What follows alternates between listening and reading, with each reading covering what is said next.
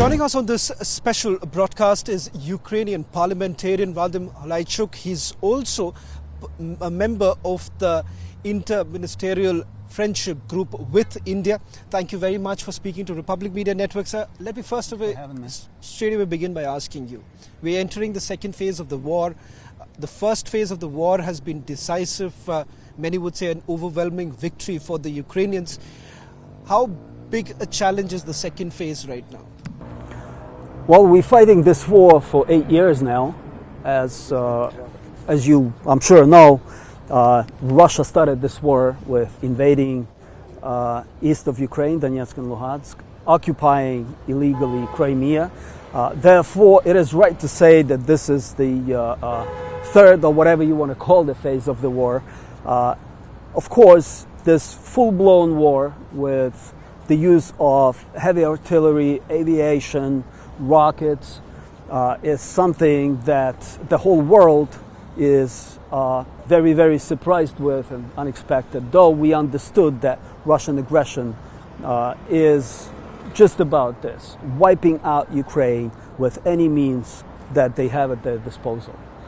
This is a very dangerous stage, as Russians did get beat up around Kyiv as they moved their troops out from the vicinity of Kyiv and throwing them back into the battle in the eastern of Ukraine and in the southern regions of Ukraine.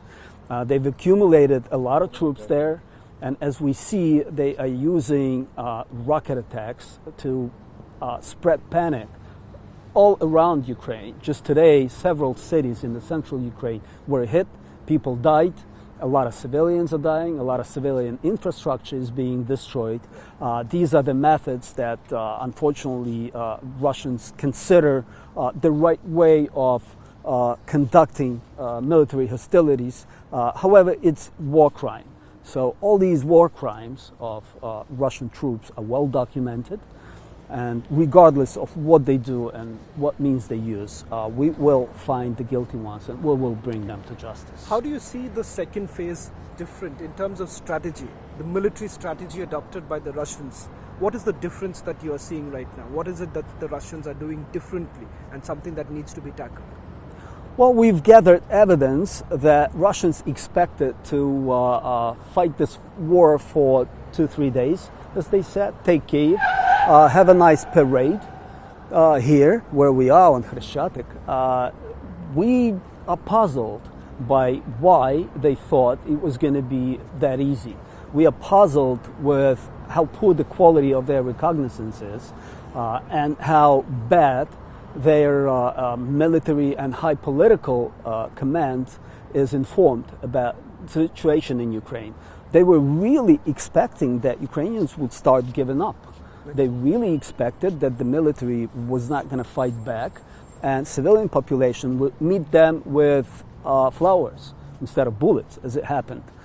They've learned their lesson. This phase, as you call it, is different in a sense that they are not just marching in the way they did before. They are doing a lot of reconnaissance mission. They're sending in the troops, testing out our defenses, finding out the weaker places and trying to break through there. They're losing a lot of people, a lot of military personnel, and a lot of machinery. However, it's never been an issue for Russian commanders. They never count their losses as something that you would expect in a normal country to be a serious deterrence. Therefore, we understand that they're going to throw in as many people as soldiers as possible and as many machinery. So it's a very dangerous situation. We understand they are hurting. We understand they're going to be using everything at their disposal.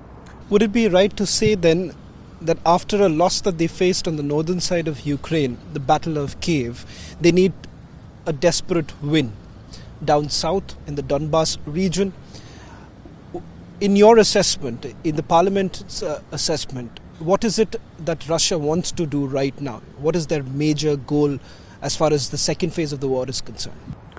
Well, we know Kremlin's obsession with dates, big dates, and the next big date is the Victory Day, the May 9th, victory day that Moscow is intending to celebrate with a parade on Red Square by the Kremlin. We know that the troops are requested to produce some sort of big victory for the May 9. We understand that Russian propaganda will think up whatever victory is needed in order to fulfill that goal. We do not see any possibility for the Russians to actually have a real victory. In the east, in the south of Ukraine, we're fighting very heavily, and we will not provide them with an opportunity for a victory.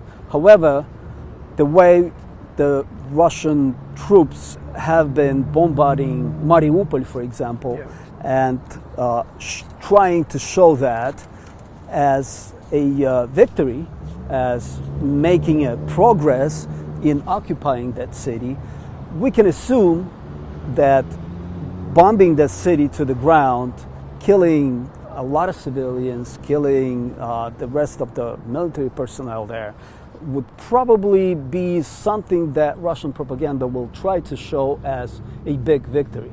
Okay.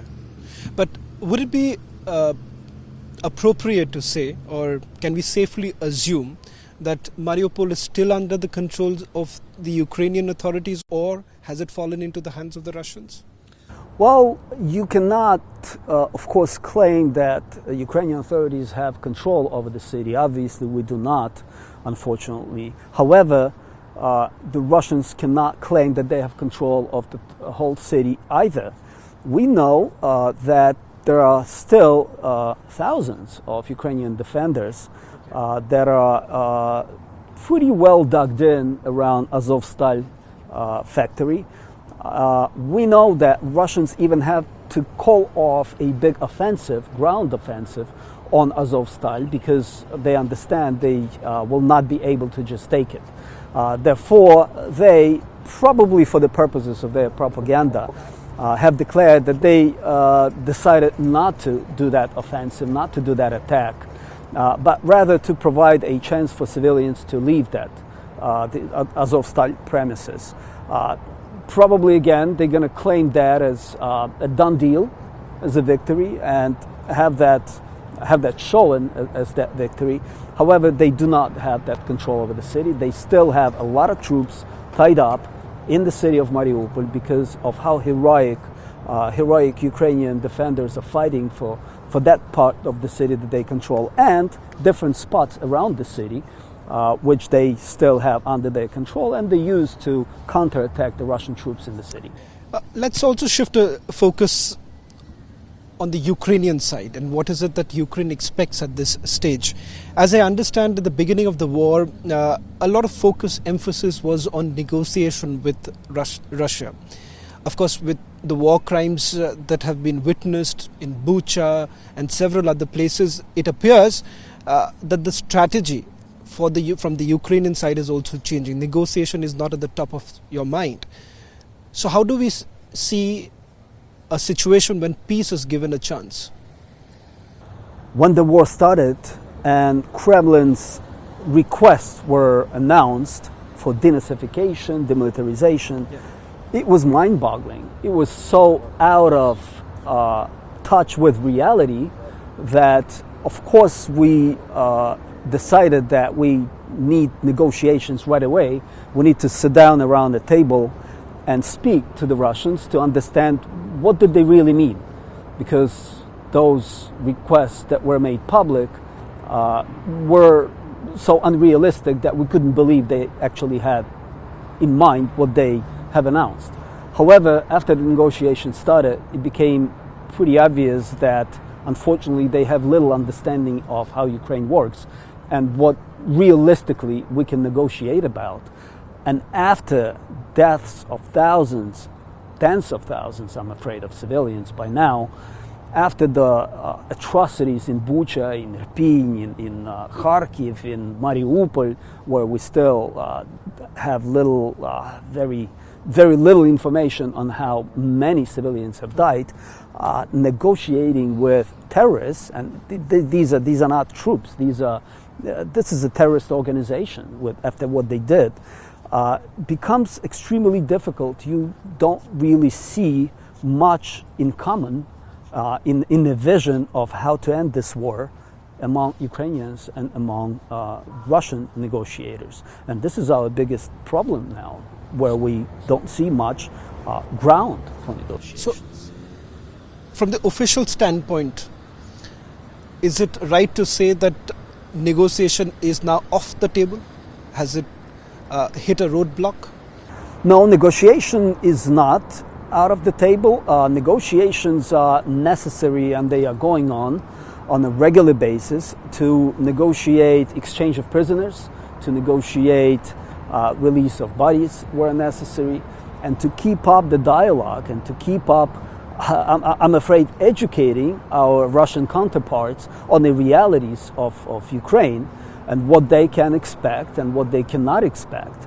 The whole Russian claim that Ukraine was dangerous, that Ukrainian troops were of some danger to Russia, is of course a totally made up concept. So we are trying to provide our Russian counterparts with information what is really going on in Russian society and what it is that we can more or less successfully negotiate in terms of course, the Russian and Ukrainian people. Russia and Ukraine are neighboring countries.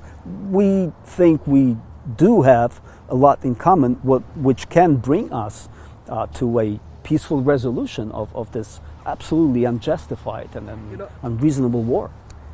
If we date back to the initial stage of the negotiation, we were talking about the neutral status of Ukraine. We were talking about the NATO membership. We were talking about the illegal annexation of Crimea. Now it appears, Mr. Halychuk, that Ukraine is only now talking about the humanitarian assistance or the humanitarian evacuation corridor. You're talking about the exchange of prisoners. So is it a clear indication that there is nothing very substantial that you can talk to with Russia? What is it that you're offering them? Because there is a lot of fog of war, as far as the Russian side is concerned. It's not very clear what is it that they're asking. So what I'm asking you is that what is it that Ukraine is now offering Russia in terms of a ceasefire? Is ceasefire still on your mind? Well, definitely. Any sort of fruitful negotiation can start only when a real ceasefire, had been announced. The initial terms of negotiations were very clear from the Ukrainian side. We have made it clear that no territorial subjugations, no territorial claims that Russia has could be accepted, including Crimea. We can negotiate the status of Crimea for a certain period of time so that we could sort things out. We made it very clear, and the term was very long, that we were prepared to offer. With regards to neutrality, we also can negotiate that. We understand that NATO membership is not an issue that could be resolved by Ukraine only. 30 member states would have to vote unanimously for Ukraine to become a NATO member. Therefore, we understand the position of some states that it's not going to happen anytime soon. Therefore, a certain neutrality status was something that we were prepared to negotiate about. However, it could not be a situation where Ukraine would bend towards demands for any sort of foreign policy decisions. Right. We are free to choose where we headed. We're free to choose the alliances that we want to be in, and no foreign country could tell us whether we should or should not pursue a certain goal. But the demands that Russians have put forward were completely unacceptable. If I have to understand better, what is it that the Russians are asking right now? That's a good question. As a matter of fact, it's still unclear since the latest negotiations ended where they ended without decisions that could be announced and publicly discussed. I just described and we discussed the proposals that Ukraine was willing to negotiate. However, Russian response to that was pretty much going back to the initial demilitarization, denazification, which was a totally mind-boggling complex. We don't know where Russians can actually be serious about the proposals that we made. We've exchanged the documents. The Russian side is claiming that they're still studying those documents, but at the same time... documents, what is it that you have already offered? We can negotiate the neutrality status, what it would mean. We can negotiate the status of Crimea as the territory that for a certain period of time could be under special status, so to speak.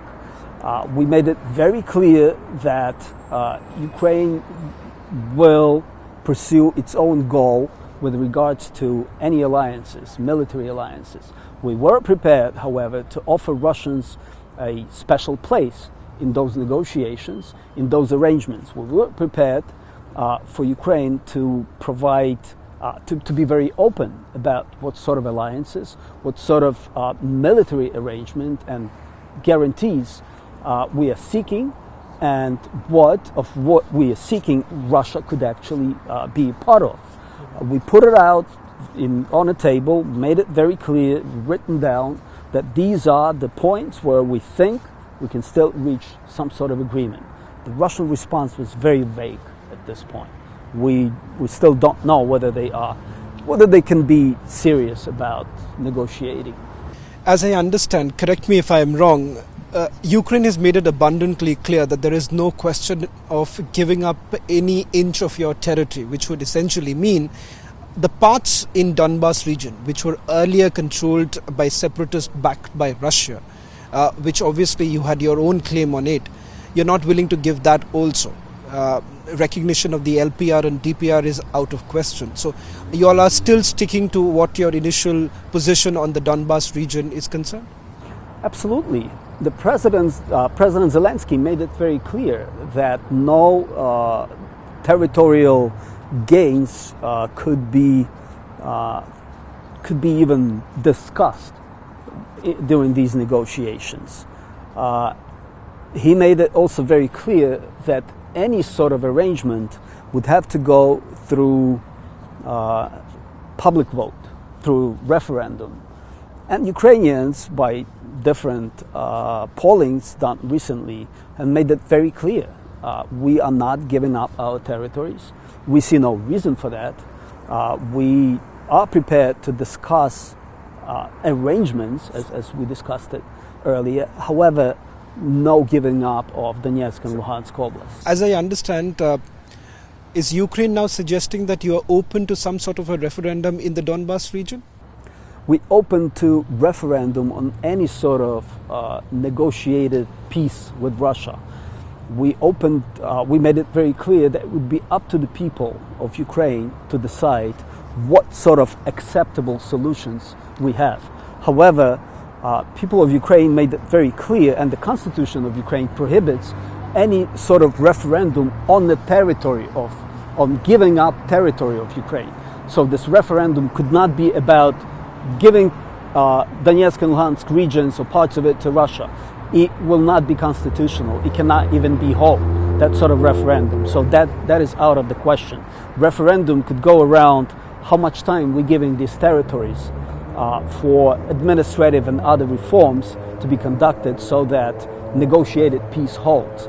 But it could not be in principle about how much of that territory could be given to the Russians or anyone else. The Constitution of Ukraine prohibits a referendum on that issue. At this point, let me also bring in my colleague Mridul, who could take in a few more questions. As you mentioned, my colleague mentioned about the your part, because you are the part of inter-friendship parliamentarian. So, what do you think? What reaction do you expect from India now? How important is India for Ukraine? India is important for the world. It's a very large country with huge economy and huge potential for development. we always had very close ties. I believe there's around 18 or 19,000 Indian students that have been studying in Ukraine, and it's one of the largest numbers of students in Ukraine, and it's a huge number for India even. The agricultural products that come from Ukraine is a very, very important economical and food security issue for India. As far as I know, I believe the sunflower, for example, oil, is pretty much coming from Ukraine for the whole consumption of India. Therefore, the position that India would take is extremely important because it has huge influence not just in India, but for the whole region. Therefore, we've been very keen on keeping very close ties and very intense negotiations with Indian leadership, of course with Indian embassy here, which is now out of Kyiv, unfortunately, but hopefully will be coming back very soon, so that we continue on negotiating what sort of support India could provide in this extremely important time for Ukraine. Also negotiating with other countries, also getting support from other countries, and of course the post-war reconstruction efforts, the capabilities that India has in different spheres of economy is huge. We would love for India to start thinking now about helping us with the current situation, with negotiation process, and helping us to put together a good plan for post-war recovery, the post-war reconstruction of Ukraine, where India's place could be very serious. As you mentioned about the rebuild, we saw the devastation in Borodyanka, in Irpin, in Bucha. So what's your plan as a parliamentarian? There are so many people who have lost their house, lost their lives. What do you plan? The government has put together a plan that is now undergoing expert discussion. Of course, number one issue is people who lost their homes, who lost their loved ones, who lost their jobs, lost their income. They are provided already by the government. Everyone is getting regular monthly payments so they could sustain their lives. The number one issue is also housing. And the government has already made plans and contacted developers who have built already housing, and that housing could be very quickly finished. Government is ready to provide financing for people who lost their homes so that they could purchase those apartments that are ready, and that we could quickly start placing people in this housing. Also, the experience that India has in erecting the housing that is built very quickly. So even temporary housing that could allow for people to come in and live there for 6 months to a year while the regular housing is being built. So here we have a pretty clear government plan on how we approach these issues. Of course, the number one issue is financing. The number one issue is the experience, the technologies that could be transferred from different countries, and I'm sure that India would find it interesting too to take part in these projects, building the housing. Now we're relocating businesses from those areas that are destroyed by the war into areas that where we could start production very fast. And again, I'm sure that the potential, the economical potential, the financial potential that Indian business has could find very good projects here to be implemented together with international community. Let me bring my colleague also. One final question that I would like to ask you. With regards to this constant nuke threat, while on the one hand officially Russia has been saying that there is no question of a nuclear war, but there seems to be some sort of a dilly-dallying. There are some statements that have been made by the Foreign Minister Sergei Lavrov saying that if the Third World happens, it's going to be a nuclear war. What is it that you think can be done in order to deter Russia, and how can that be done? Russia, by behaving the way it's behaving, by saying what it's saying, easily fits into the description of state terrorists, nuclear terrorists. We all remember very well the beginning of the war when Russians started attacking nuclear facilities, where Russians have placed their troops in Chernobyl station. They made their soldiers dig trenches in the area polluted, where they got, by different reports, over 200 soldiers had to be treated for illnesses connected to radiation. We were happy to see that international community took that threat very seriously. We know that experts have come from around the world and talked to Kremlin, talked to Russian leadership to make them withdraw from Chernobyl facilities, to make them withdraw from the vicinities of other nuclear power stations. However, till this day, we know of these accidents where the rockets are flying over those nuclear power stations. And as I'm sure all those who have followed know that Ukraine has 15 nuclear reactors. The size of the catastrophe, if God forbid anything happens, would be immense. The whole continent could be turned into an empty land and then burnt out in radiation bubbles.